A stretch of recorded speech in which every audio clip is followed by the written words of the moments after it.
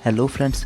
चीन की कम्युनिस्ट सरकार सेंसरशिप के एक नए दौर में एंट्री मार चुकी है। चीन हमेशा से ही सरकार की नाकामियों को उजागर करने वाले लोगों और ऐसी मूवमेंट को दबाने के लिए जाना जाता है। फिर चाहे वो कोविड के ओरिजिन की जांच हो या फिर महामारी के दौरान लागू की गई सख्त कोविड पॉलिसी, लाख छुपाने के बाद भी चीन की सख्त सेंसरशिप जग जाहिर है। और अब चीन की कम्युनिस्ट पार्टी का अगला टारगेट एआई यानी आर्टिफिशियल इंटेलिजेंस बनता नजर आ रहा है। हाल ही में चैट जीपीटी के जवाबों ने पूरी दुनिया को हैरान करके रखा है। बड़े बड़े कारपोरेशन से लेकर कई सरकारें भी आर्टिफिशियल इंटेलिजेंसी के इस आविष्कार का इस्तेमाल करने की रणनीति बना रही हैं। चीन ने चैट जीपीटी के आते ही इस पे बैन लगा दिया था। वजह यह थी कि कहीं यह चैटबॉट ऐसे सवालों के जवाब न दे दे जो उसकी नीतियों की बुराई करती हों। हालांकि चीन में भी कई कंपनियां एआई बेस्ड चैटबॉट्स और इसी तरह के दूसरे प्रोजेक्ट बनाने में तेजी से लगी हुई हैं, लेकिन सरकार ने उनको दायरे में रखने के लिए रूल एंड रेगुलेशन भी लागू कर दिए हैं। इन नियमों के मुताबिक हर जनरेटिव एआई मॉडल के लिए कम्युनिस्ट पार्टी की नीतियों को मानना जरूरी है। चीन में 2021 में ही एआई का बाजार लगभग $30 बिलियन से भी ज्यादा था और 2026 तक इसके $60 बिलियन से भी ऊपर जाने की उम्मीद है। ऐसे में एआई प्रोजेक्ट सरकार के लिए गले की हड्डी बनी हुई है। सरकार के लिए समस्या यह है कि एआई को कंट्रोल में भी रखना है और इससे आने वाले प्रॉफिट को भी लगातार बढ़ाना है। चलिए जानते हैं कि एआई के कंट्रोल को लेकर डरी हुई चाइनीज गवर्नमेंट के लिए क्या सच में खतरा बन सकता है यह एआई प्रोजेक्ट।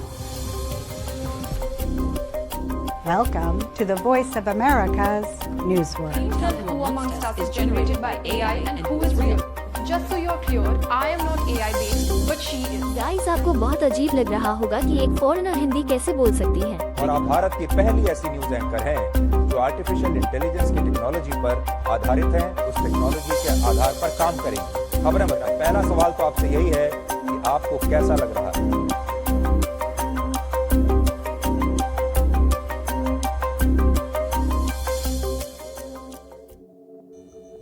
चीन में जितना पुराना कम्युनिस्ट पार्टी का शासन है उतना ही पुराना इतिहास चाइना की सेंसरशिप पॉलिसी का भी है। सत्ता में आने के बाद कम्युनिस्ट पार्टी द्वारा अपने विरोधियों को दबाने के लिए खुलकर हिंसा का इस्तेमाल किया जाता है और इन घटनाओं की खबरों को दबाने के लिए सेंसरशिप पॉलिसी को लाया जाता है। चीन में आज भी 4 जून 1989 के तारीख सर्च करना बैन है। कोई भी व्यक्ति चीन में किसी भी इंटरनेट प्लेटफॉर्म पर यह तारीख सर्च नहीं कर सकता। इस दिन चाइना की खराब नीतियों को लेकर और सख्त सेंसरशिप के खिलाफ कुछ छात्र थियानमेन चौक पर प्रदर्शन कर रहे होते हैं, जिसे चाइनीज मिलिट्री द्वारा हिंसा से कुचल दिया जाता है। और इतना ही नहीं, बीजिंग के इस थियानमेन चौक पर सरकार ने प्रदर्शन कर रहे छात्रों को रोकने के लिए टैंक तक भेज दिए थे।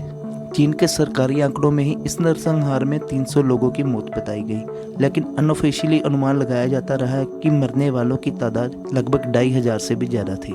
यह घटना चाइना में एक टैबू की तरह है और इसके बारे में किसी भी तरह की इन्वेस्टिगेशन को चाइनीज गवर्नमेंट सालों से दबाती आ रही है। चीन में इंटरनेट को लेकर भी नियम काफी सख्त है। सोशल मीडिया पोस्ट से लेकर सर्च इंजन पर डाले जाने वाले हर एक वर्ड्स पर पैनी नजर रखी जाती है और यह काम होता है चाइनीज गवर्नमेंट द्वारा सेटअप किए गए दुनिया के सबसे बड़े सर्विलांस सिस्टम द्वारा, जिसे फायरवॉल ऑफ चाइना कहा जाता है। यहाँ लाखों कर्मचारी हर सेकंड इसी काम में लगे होते हैं। चीन के इंटरनेट कानून के मुताबिक अगर किसी व्यक्ति द्वारा सोशल मीडिया पर अपलोड किया गया कोई भी कंटेंट चाइनीज गवर्नमेंट की पॉलिसी को हर्ट करता है तो उसे 3 साल तक की जेल हो सकती है। जैसा कि 2020 में गलवान घाटी में भारत और चीन के सैनिकों के बीच हुई झड़प की घटना पर चीन में कुछ लोगों ने सोशल मीडिया पर सवाल उठाए थे और मरने वाले सैनिकों की संख्या पर भी शक जताया था, मगर सरकार की सख्ती के चलते सबके मुंह बंद करवा दिए गए। इस पर न्यूयॉर्क टाइम्स ने एक रिपोर्ट जारी की थी जिसके मुताबिक ऐसे पोस्ट करने वाले कम से कम 7 लोगों को चीनी सरकार ने जेल में डलवा दिया। करीब 2 हफ्ते तक जेल में उनकी मरम्मत करने के बाद छोड़ दिया गया। इससे पहले भी 2015 में चीन की सरकार द्वारा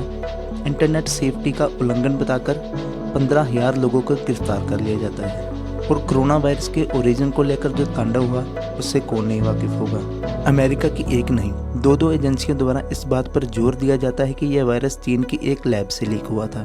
हालांकि कुछ वैज्ञानिक यह मानते हैं कि यह वायरस वुहान के सी फूड मार्केट में किसी बड़े जानवर के जरिए फैला था और इस थ्योरी से जुड़ा कुछ डेटा भी चीनी वैज्ञानिकों द्वारा शेयर कर दिया जाता है। यह वो डेटा था जो इससे पहले तक चीन छुपाता रहा था, यहाँ तक कि WHO की जांच टीम के आने से पहले ही पूरी तरह इसे साफ कर दिया गया था।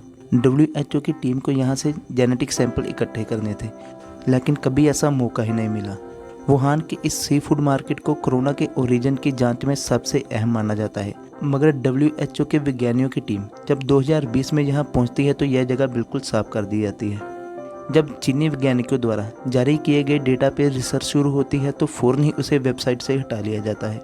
जब इस डेटा पर रिसर्च कर रहे वैज्ञानिकों ने सपोर्ट के लिए रिक्वेस्ट की तो चीनी सरकार चुप्पी साधे बैठी रही। यह तो था चाइना की सेंसरशिप का इतिहास। अब जानिए कि इस सेंसरशिप का नया लेवल आखिर क्या है। ChatGPT तो चीन में बैन है, मगर अलीबाबा, सेंसटाइम और बाइडू जैसी चीनी कंपनियां अपने जनरेटिव AI मॉडल्स पर काम कर रही हैं। सरकार का कहना है कि इन कंपनियों को कोई भी नया प्रोडक्ट्स बनाने से पहले सरकार के नियमों का पालन करना जरूरी है। चीन जितनी जल्दी हो सके AI के जरिए होने वाले सभी कामों को कंट्रोल करना चाहता है और मार्च 2023 में ही चीन की सरकार ने नेशनल डेटा ब्यूरो बनाया।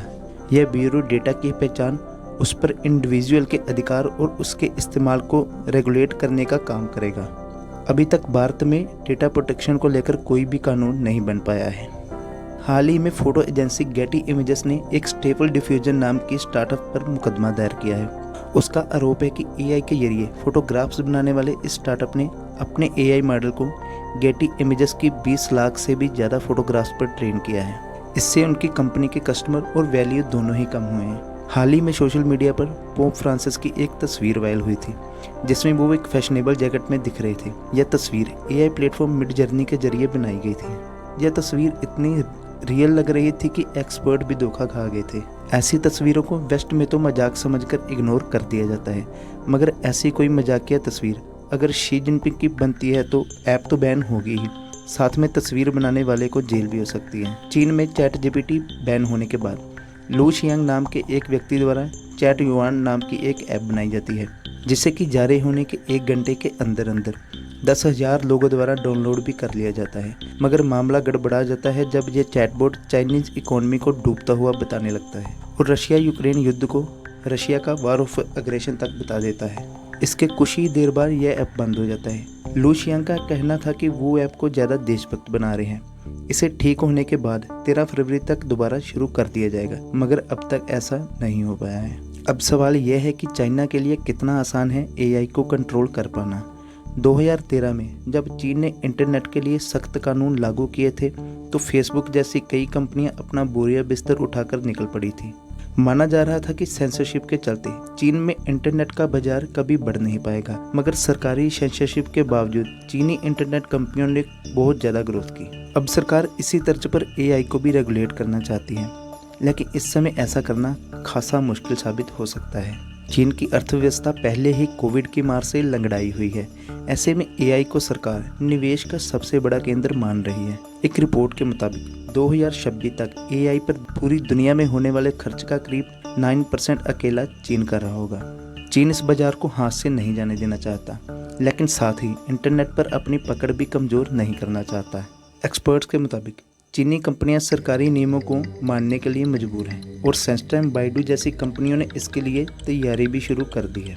लेकिन यह भी तय है कि अगर सरकार की सख्ती बढ़ती है तो AI द्वारा दिए गए रिजल्ट्स की क्वालिटी भी प्रभावित होगी। इससे बनने वाले प्रोडक्ट्स भी उस लेवल के नहीं होंगे जिस लेवल पर आज ChatGPT खड़ा है। यह तो थी कहानी चीनी सरकार की सेंसरशिप को लेकर तानाशाही की। चाइना से रिलेटेड और भी वीडियोस को देखने के लिए ये वाली प्लेलिस्ट पे क्लिक करें। जल्दी मिलते हैं ऐसी किसी और इंटरेस्टिंग वीडियो में।